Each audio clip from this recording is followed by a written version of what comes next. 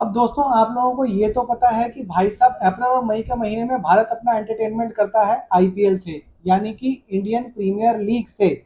मजा आता है, हम लोग भी देखते हैं। लेकिन इस बार तो अप्रैल और मई में भाई साहब अलग ही आईपीएल चल रही है, यानी कि इंडियन पॉलिटिकल लीग, या फिर आप लोग इसको ये भी कह सकते हैं कि इंडियन पॉलिटिकल लड़ाई। भैया 4 राज्यों में तो चुनाव हो रहे थे, एक यूनियन टेरिटरी में भी चुनाव हो रहा था पौंडीचेरी में। और कुछ लोगों ने तो यहां तक कहना शुरू कर दिया था कि गुजरात टाइटंस यानी कि अमित शाह और मोदी ने ममता बनर्जी यानी कि कलकत्ता नाइट राइडर्स को बहुत बुरी तरीके से हरा दिया है फेज 1 में, यानी कि अपने पहले मैच में। अभी फेज 2 का यानी कि 29 तारीख का जो है मैच होना तय है। उससे और ज्यादा क्लियर हो जाएगा कि गुजरात टाइटंस इस बार विनर बनकर आ रहे हैं और कलकत्ता नाइट राइडर्स जो है आईपीएल यानी कि इंडियन पॉलिटिकल लड़ाई से बाहर हो रहे हैं। लेकिन कल जो दोस्तों गुगली डाली है राघव चड्ढा ने, राघव चड्ढा के साथ 6 और राज्यसभा के आपके एमपी, वो सारे के सारे मिलकर जो हैं वो बीजेपी पार्टी में शामिल हो गए। ये गुगली दोस्तों किसी को भी समझ में नहीं आ रही है। अभी तक तो ये सोचा जा रहा था कि राघव चड्ढा जो है वो शायद हो सकता है अलग हो जाए आप पार्टी से। लेकिन जिस तरीके से वो अपने साथ बाकी के 6 सांसद लेकर चले गए, वो उससे भाई साहब अरविंद केजरीवाल की सिट्टी पिट्टी गुम है। लेकिन क्या आपको पता है कि इसके पीछे का असली धुरंधर कौन है? किसने ये सारा चक्रव्यूह रचा है? अब सबको पता है कि भाई साहब आप लोग नाम लेंगे मोटा भाई का ही। मोटा भाई ने भी दोस्तों अगर ये चक्रव्यूह रचा है तो कैसे रचा है एक्चुअल में? मोटा भाई तो जो है वो धुरंधर फिल्म के जो आर माधवन ने कैरेक्टर किया था अजय सान्याल का, वो है।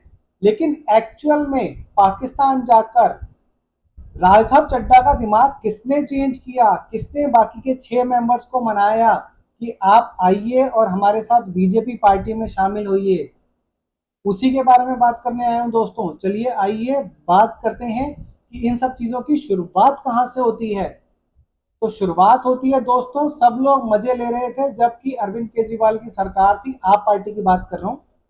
जब आपकी सरकार थी, केजरीवाल यहाँ पे सीएम था, सब पार्टी के लोग मजे ले रहे थे। फिर इनको खुरक हुई कि भाई साहब हमें जो है पंजाब में जाना है, पंजाब में जीत जो है वो दर्ज करनी है। तो इन लोगों ने क्या किया कि राघव चड्ढा और एक दो लोगों को पंजाब में भेज दिया वहां पे सरकार बनाने के लिए। राघव चड्ढा ने बहुत काम किया, बहुत बेहतरीन काम किया। और मार्च 2022 में जो है राघव चड्ढा की मदद से या कह लीजिए उसके मेहनत से जो है पंजाब में आप पार्टी की सरकार बन भी गई। 117 में से 92 एमएलए लाकर आप पार्टी ने रिकॉर्ड बना दिया पंजाब में। लेकिन उसके बाद राघव चड्ढा को इनाम क्या मिला? 0 बटा सन्नाटा, नील बटा सन्नाटा। उसके बाद राघव चड्ढा को जो है थोड़ा सा दुख हुआ इस मामले में। लेकिन फिर जो है कहीं कहीं ये खबर उड़ती हुई आने लग गई कि अरविंद केजरीवाल जो है लंबे टर्म के लिए सोच रहे हैं और वो ये सोच रहे हैं कि शायद राघव चड्ढा को जो है वो अपना दामाद बना दें। भगवंत मान को अब जो है उन्होंने सीएम तो बना ही दिया था वहां पर। दिल्ली का सीएम से हटकर जो है वो चाहते थे कि मैं दिल्ली का सीएम बनूं, तो उसके लिए उन्होंने 1-2 साल की प्लानिंग कर रखी थी। 1-2 साल बाद में भगवंत मान को हटा के खुद सीएम बन जाऊंगा, सुनीता केजरीवाल को दिल्ली का सीएम बना दूंगा। ये सब तो खबर हम सबको पता ही है। और राघव चड्ढा को साथ में ग्रूम किया जाएगा। उसके बाद जो है मैं सुनीता केजरीवाल को धीरे धीरे करके 5-7 सालों में जो है पंजाब ले जाऊंगा। हम लोग वहां पे या गुजरात में आगे जाके सेटल होंगे, गुजरात में सुनीता केजरीवाल को वहां का सीएम बना दूंगा और दिल्ली में जो है राघव चड्ढा को अपना दामाद बनाकर अपनी बेटी से शादी करवाकर जो है उसको दिल्ली का सीएम बना दूंगा। अपनी तो जिंदगी सेट है भाई, मैं खुद पंजाब का सीएम, मेरी बीवी जो है गोवा की सीएम और दामाद जो है वो दिल्ली का सीएम। लेकिन ट्विस्ट कहां पर आता है दोस्तों? ट्विस्ट आता है कि सब कुछ काम करने के बाद जब राघव चड्ढा को जो है कोई पद नहीं मिला। अच्छा, इन सब चीजों में हुआ क्या कि फाइनेंसिस, क्योंकि सीए थे राघव चड्ढा, फाइनेंसिस सारा जो है वो वही संभालते थे, पंजाब का भी दिल्ली का भी। एनडी गुप्ता साथ में उनके मिलके जो है वो जरूर संभालते थे फाइनेंस।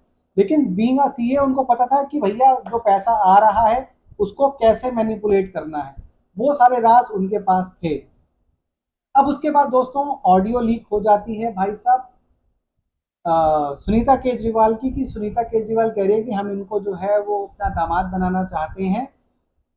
उससे 2 या 3 महीने पहले दोस्तों धुरंधर आता है इस फिल्म में। धुरंधर यानी कि परिणीति चोपड़ा। परिणीति चोपड़ा की एंट्री करवाई जाती है जनवरी 2023 में। ये दोनों के दोनों जो है मिलते हैं एक अवार्ड फंक्शन में जनवरी 2023 में ब्रिटिश काउंसिल में। राघव चड्ढा को वहां पर जो है पॉलिटिक्स के लिए और परिणीति चोपड़ा को एंटरटेनमेंट के लिए वहां पर जो है वो अवार्ड दिया जाता है। और वहां पर जब ये दोनों मिलते हैं तो उसके अगले दिन भी इन दोनों की मीटिंग होती है। और परिणीति चोपड़ा का ये कहना है भाई साहब कि मुझे जो है उसी दिन ब्रेकफास्ट टेबल पर ही पता चल गया था कि यही वो इंसान है जिससे मैं शादी करना चाहती हूँ। आप सोच रहे हैं दोस्तों, वैसे तो आप लोगों ने सुना होगा कि भाई साहब पहली नजर का प्यार, ये परिणीति चोपड़ा कह रही है कि उनके साथ हुआ है। लेकिन राघव चड्ढा को भी उन्होंने जो है अपने प्रेम जाल में फंसाने में कोई कसर नहीं छोड़ी दोस्तों। मैं इसमें परिणीति चोपड़ा की गलती नहीं कहूंगा या ये नहीं कहूंगा कि उन्होंने गलत किया। उन्हें जो टास्क सौंपा गया दोस्तों उन्होंने उसके हिसाब से काम किया। अब होता क्या है दोस्तों कि जब सुनीता केजरीवाल का ऑडियो आउट होता है, ये बात है शायद अप्रैल 2023 की।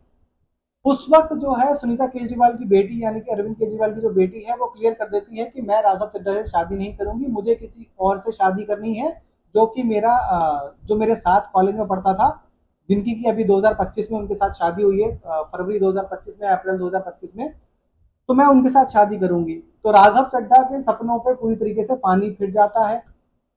अब भाई साहब परिणीति चोपड़ा उनको रेगुलरली फॉलो कर रही होती हैं, तो परिणीति चोपड़ा के साथ वो जैसे ये न्यूज लीक होती है अगले ही महीने वो परिणीति चोपड़ा के साथ अपनी एंगेजमेंट जो है वो डिसाइड कर लेते हैं, एंगेजमेंट कर लेते हैं उनके साथ। और फिर सितंबर में उनकी शादी भी जो है हो जाती है, सितंबर 2023 में।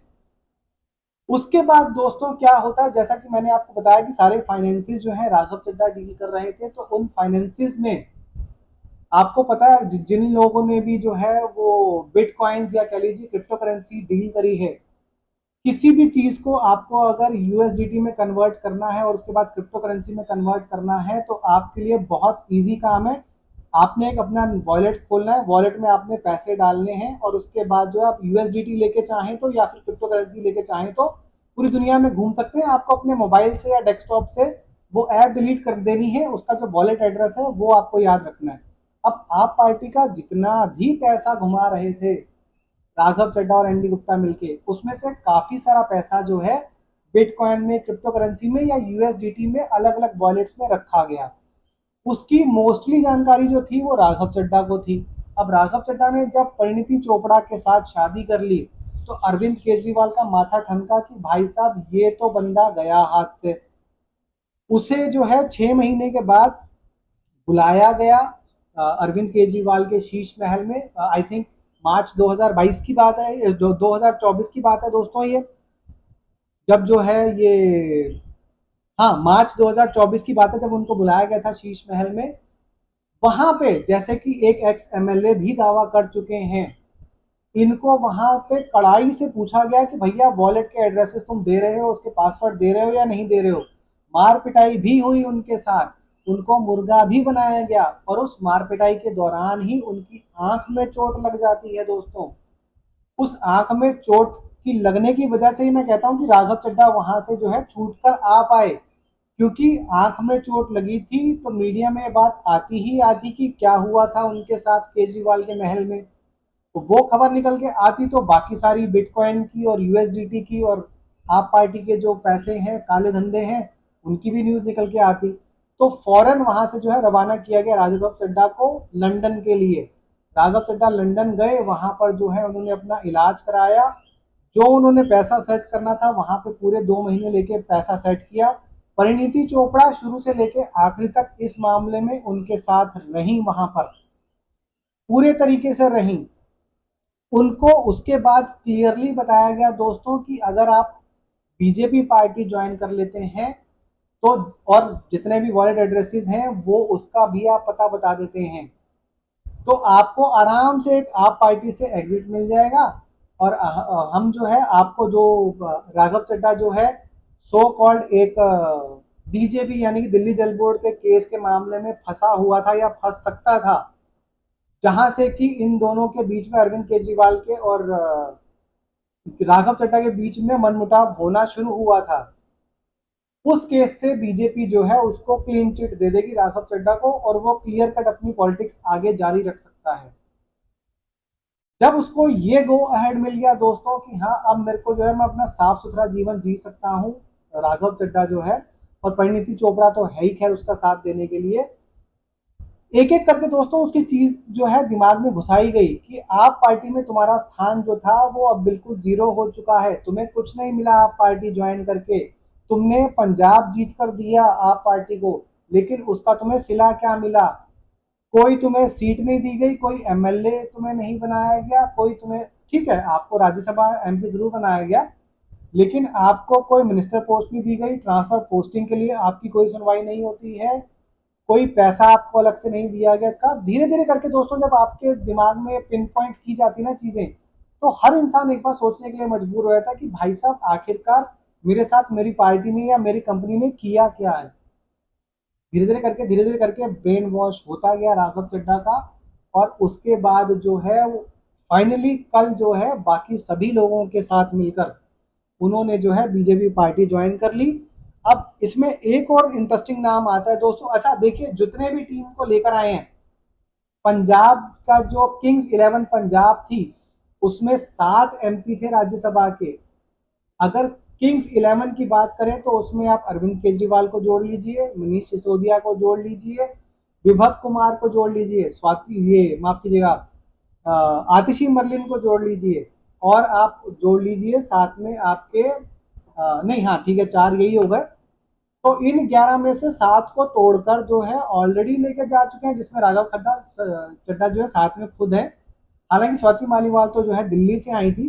तो मेरा कहने का मतलब यह है कि पंजाब किंग्स 11 को पूरी तरीके से नेस्ता नाबूद कर दिया है आप पार्टी की जो पंजाब किंग्स 11 है। 6 कैंडिडेट वहां से और एक जो है वो दिल्ली से तोड़कर जमा हो चुके हैं। और कैसे कैसे लोगों को लेके गए हैं भाई साहब, बॉलर भी गया है उसमें, ऑलराउंडर भी गया है उसमें। ऑलराउंडर कौन भाई साहब? ऑलराउंडर है अशोक मित्तल, एलपीयू यूनिवर्सिटी के।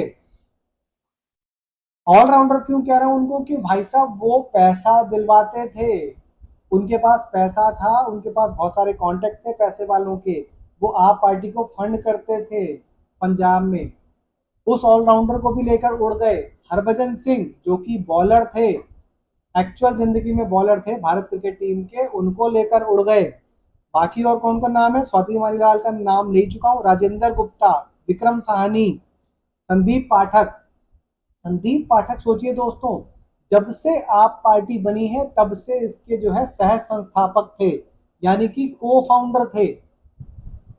वो बंदा अगर पार्टी छोड़ के जा रहा है दोस्तों, तो आप समझ सकते हैं कि आप पार्टी किस तरीके से जो है वो बर्बाद हो चुकी है। ड्रैकोनियन लॉ जो है जिस तरीके से अरविंद केजरीवाल ने अपनी पार्टी में ले आए हैं, डिक्टेटरशिप ले आए हैं कि भैया मेरी ही बात चलेगी और किसी की बात नहीं मानी जाएगी। संदीप पाठक का यहाँ पर जाना बहुत बड़ी इंडिकेशन दे रहा है दोस्तों।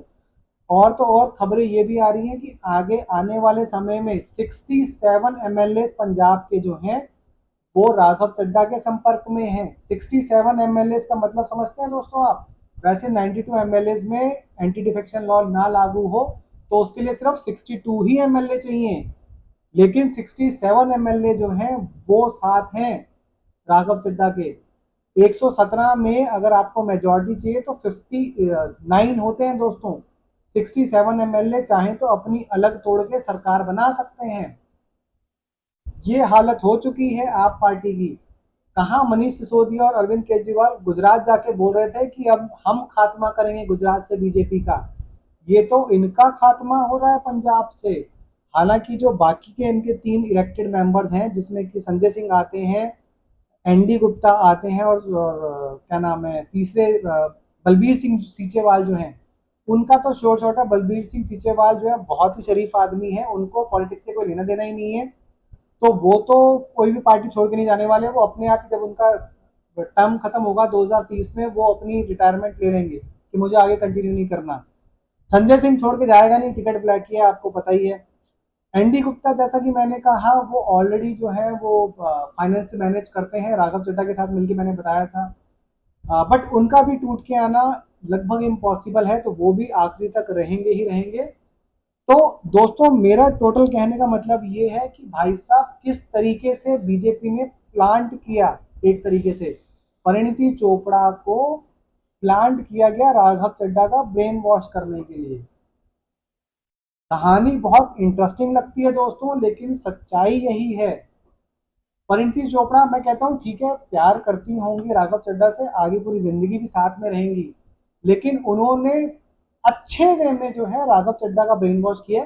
मैं ये नहीं कह रहा हूँ कि राघव चड्ढा बहुत ही दूध का धुला आदमी है, उसने भी बहुत पैसे कमाए हैं, उसने भी जो है अपना आलीशान महल खड़ा किया है, और तो और जिस तरीके जितने पैसे उसने खर्चा किया था अपनी शादी में परिणीति चोपड़ा के साथ, वो छोटा मोटा आदमी, मिडिल क्लास आदमी नहीं कर सकता भाई, एक नॉर्मल पॉलिटिशियन भी नहीं कर सकता।